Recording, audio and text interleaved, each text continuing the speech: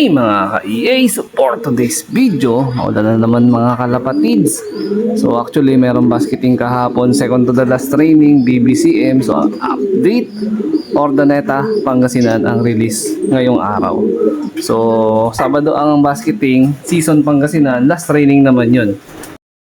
Hindi na muna ako nakapagkarga kahapon kasi sobrang busy din dahil mga naasikaso ko nga ma-recover yung anak ko galing sa sakit. Actually, may mga nakakaligtaan na rin ako na mga bagay patungkol sa mga ibon na mga kailangan natin ibigay. Pero ganun pa man, mag-a-adjust na lang tayo ng mga binibigay. Kagaya nito, naka-schedule to na micro-base probiotic sa atin ng Huwebes. Kaya lang, Biyernes na ngayon mga lapatids. So, adjust tayo isang araw kasi nga, medyo busy talaga. Tapos, gulo-gulo na rin ang isip ko. Mas pinapriority ko yung oras ng pag-inom ng gamot ng aking anak para at least, maibalik natin yung, o maibalik ko yung maayos na kalagayan niya. Actually, hanggang Sunday pa yung gamutan. And then, ayan. So, ito yung ating mga flyer, North and South. So, total of 5 actually yung ating ibon na pang North. Pero baka 3 or 4 lang ang ating mai-entry sa padating na derby ng North. So, depende na yan kung sino yung magpapakita ng magandang performance sa huling training, no? Tapos kung sino yung pinakamaganda ang kondisyon possible, mga kalapatids. So, ang huli natin kinarga na training sa saan ba yun? Rosales, Pangasinan. Ito, isa to. Kaya lang kulelat to. Pero average speed niya nasa 900 pa naman din. Itong sinali natin sa pooling, nasa 1,000 plus pa rin naman pero malayo sa katotohanan eh. Actually, nauna pa to. Ayan, nauna pa dumating to.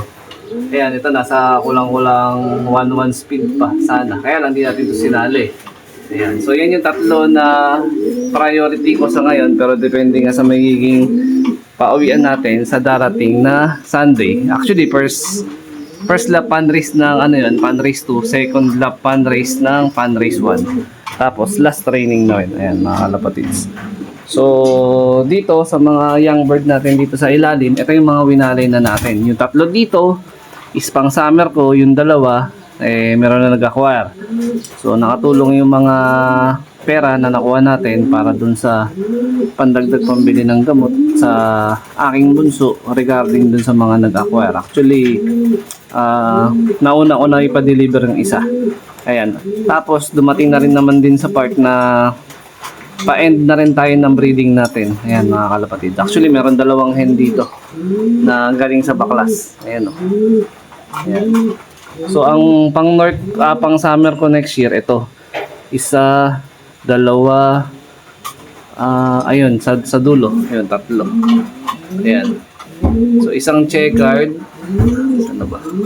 Ayan, isang checkered, isang grizzle, isang red bar. Pero meron pa dito ang padating na pawalay by 2 weeks soon. Ayan. So, total of 6 or 7 yung ating possible warriors for summer 2026 BBCM pa din. So, isang club na tayo nagdilipad kasi di talaga kaya ng oras. At the same time, hindi talaga kaya ng budget. Tayo dito mga kak na binaklas. 3 to. Ayan. Ito yung pinaris ko nung nakaraan dun sa Pulsayon na yellow check ng tropa. Ayan. Isang clutch lang kinuha ko dun. Tapos sinoli ko na. Kasi nga, stop breeding na ako. Ito, possible ipapahinga na natin. Baka by December ko ito ikukondisyon. Then January ang kasa. No, either pang one low price ang mga ibibreed natin by January or pang pang south na. Ayan. So meron akong mga susunod na mga revelation regarding sa plano ko sa EA Love TV if ever. Ayan. Ito tatay nito clacker ng MacArthur to Bataan, solo clacker. Yung nanay niya naman Abuyog Leyte, finisher or clacker ata galing kay Sir Mike. Ayan. Basta nasa akin naman, nasa messenger mo naman yung mga info noong ibon na to. Actually may lipad din to ng south. Ayan. Tapos ito naman is yung galing mismo kay Madlalop. Ayan, nakaperso ba niya pa to. Louis Chu Cross Vandenbroek. Ayan, White Vandenbroek. Tatay ito nung grizzle na pinakita ko kanina na pang summer natin. Ayan. Ganda ng hipo niya itong kak na to. Napakalinis. A few moments later. Ito naman, rektang anak to ni Batusay ko, Javier Leyte Clacker. Full sib ni Lady Mina to, Javier Leyte Finisher. Katbalogan Daybird. O, ayan. Full sib niya to mismo. Nag-produce na rin sa akin ng 5 times pulling na si Chocolab. Kaya lang nawala ng Legazpi Albi si Chocolab eh. Ayan, no? Isa yun sa mga regrets ko, no, regarding sa paglipad. Kasi maraming po nagpayo sa akin na dapat inipit ko na nga daw yun si Chocolab para at least may pampuling-puling ako. Kaya lang, medyo matigas ang ating ulo, no? So, nailaro ko pa rin siya ng derby. And then, yun nga, worst case scenario, nawala. Nawala ng albay. O, ayan. Tapos, ito, yung galing naman sa BBCM nung awarding. Ito yung nakuha kong Raffle Bird. Galing kay Mayor John Lasatin. Ayan. Ito sa tropa to. Ayan. Co-breeding kami. Pero isa lang pinisahan ito eh. Ayan. Pero may maganda na kaming usapan ng tropa regarding dito sa lahi nung ibon. Ayan. Panlilipad ko to, pang summer. Actually, pang second clutch na to. Kaya lang yung first clutch failed, hindi nagpisa. I mean nagpisa pero hindi nakalabas sa shell yung unang breed. So dahil kakapusin nga tayo sa oras, dahil babalik ko na din agad itong Anson Ong dun sa tropa. So isang clutch lang or isang YB lang ang naipisan natin. Isa lang yung pinisan nila eh, na YB eh. O ayan. Tapos dito naman, ito yung rektang tatay ni Batusay ko.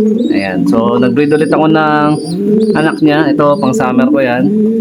Ayan. Pawalay na to siguro mga 10 days pa na mag-stay siya dito. Kasama yung magulang. Tapos wawalay ko na. Tapos, itong mag-pair naman na Jerry C. Tsaka itong Benito Goken na si Weapon X. Babaklasin ko na rin. Oras na ng pahinga nila. Basta itong season na to, halos lahat pahinga na yung mga breeder ko. Yan, meron na lang mga ilan-ilan na matitira pero majority pahinga na. Ito, kagaya nito. Stopman Reed Vandenbroek na imported galing Bio Pigeon, breed ko na to. So may lipad din sa akin to ng South. Tapos ito yung Japan naman galing kay Sir Longhair TV.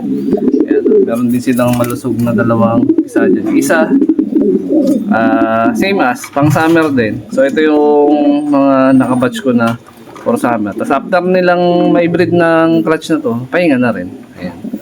So hindi tayo sasagad ng breeding kasi syempre wala na tayong space. Isa yun sa pinaka main problem ko dito, no. Sa oras na magwalay tayo ng mga ibon, halos wala na talaga akong paglalagyan ng mga breed ko na ibon. Kaya sobrang minamaximize ko na yun or nililimit ko na yung total head count ng mga ibon na binibreed ko. Actually, meron pa tayo dito isang pending. So sa ngayon, ito yung isa sa pinaka ko. Masasabi ko na advantage or may pagmamalay ko sa loft. Ayan. So ito yung si Lady Mina to. Ayan. Na Javier Leyte Finisher Katbalogan Daybird. Ito naman tatay niya, Javier Leyte Clacker. Second day, Santa Margarita, Samar. So, yun lang yung magkaiba nila na na performance. Ito, finisher ng Javier. Ito, clacker ng Javier. Ito, Daybird ng Katbalogan. Ito, second day ng Santa Margarita.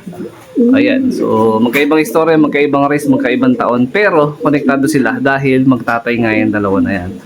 Yung mismong nanay nito ni Lady Mina to is actually pinapahinga ko na dito. Ito yun, yung kulay pula. Ayan. Yung kulay pula na yan. So, take a rest tayo dito dahil ibabalik ko yung banggaan nilang dalawa. Batusay Cross dito sa Rezo. Yan, dyan sa Florida na yan. Baka maglabas ulit ng kagaya ni Lady Mina to na dumudulo. Tapos sana, swertehin na rin sa mga susunod na races. So, target natin, South Race na. Ayan.